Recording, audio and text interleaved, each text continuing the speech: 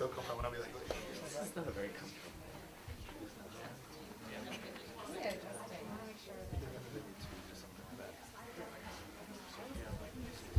What's that? Yeah. They said they were.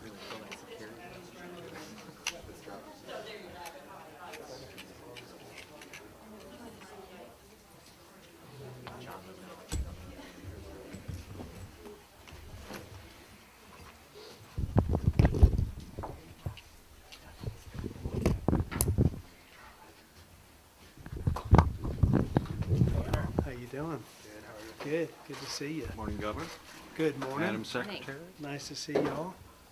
Thank you for a moment here to share. It's a great opportunity to be in Lead School here, a remarkable public charter school that's doing great work, transforming the lives of children in our state, and that's what we want to do, is give every kid an opportunity for high-quality education in Tennessee, and it's happening right here in this school, so we're honored to be here.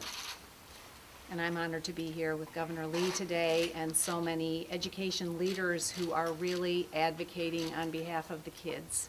And you know, school choice and education freedom is on the march, and I'm excited about what Tennessee is debating right now and talking about doing the right thing for every kid and every kid's future here in Tennessee. Be happy to take your questions. Rebecca Cardenas with WSMV. What would school choice do? How would it affect Nashville's neighborhood schools? You know, it will give an opportunity for children who are zoned into the lowest performing schools, an opportunity to have an option for a choice for an independent school of their family's choice at no cost to provide them access to a higher quality education. And as we've seen in Florida, for example, where students have opted to go to schools other than their assigned school, all of the schools, all of the performance, all of the achievement has continued to rise for the kids staying in the neighborhood schools and for the ones that have chosen to find the right fit for them. The vast majority of our children will be educated in public schools, and so we always want to make certain that anything we do will strengthen our public schools, and that is the approach here. It's to provide access for every kid to have quality education in Tennessee. Secretary DeVos, Kim with AP. The governor's education savings account has been amended to require that families provide some sort of documentation for their child, basically to show that their students is living in the country legally. Do you agree with such requirements or have any concerns about possible chilling effects that might have? Well, I think that's a matter for Tennessee to debate and grapple with, and clearly that is ongoing right now. Have you seen any other states where have such requirements?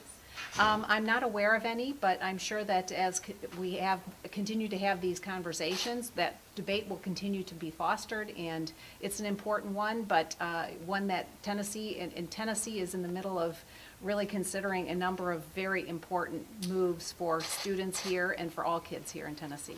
Sam Stockard with the Daily Memphian.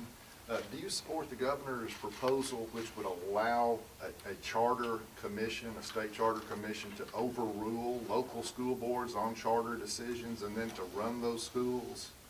Well, I happen to be a proponent of states really taking the lead in almost all of education, and Tennessee is really a leader in this regard in having those kinds of important debates and conversations, and where there are options that are blocked or thwarted, I think Tennessee is wise to consider other opportunities to make sure that students' needs are ultimately met. This is Marta at Chalkbeat.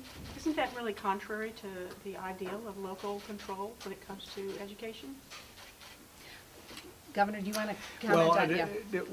What the goal is to provide a plan that allows access to children. This is about children and not about systems, and the goal here is to provide children in all systems that have these low-performing schools, 5 of which exist in this state, an opportunity to access a higher quality education, which will ultimately strengthen the public schools in those districts as well. And we are funding those public schools whenever a child leaves them for in the ESA program. That funding, fill-in funding, will go back to strengthen that public school in a way that allows for the rest of the children in that school to have better access. Let's do 2 more questions.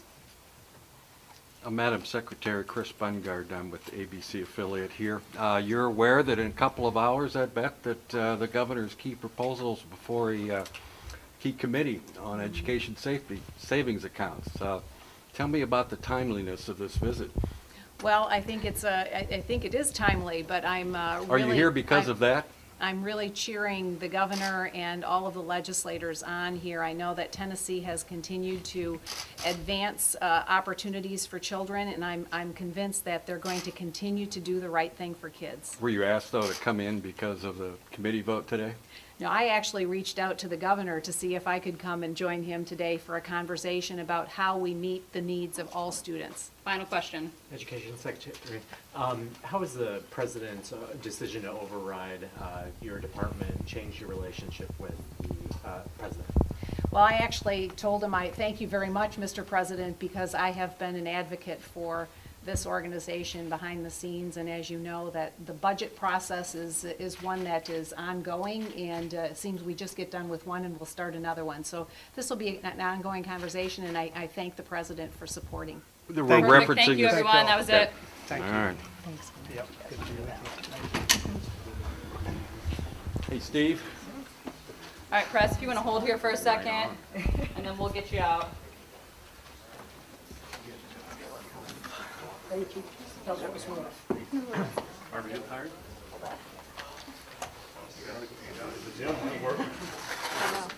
It's been a minute. You don't think it's very heavy, so you can hold it up. You're shaking a little bit. I was. I had 2, okay? Yeah, I know you did. Yeah, she was double fisted. Yeah.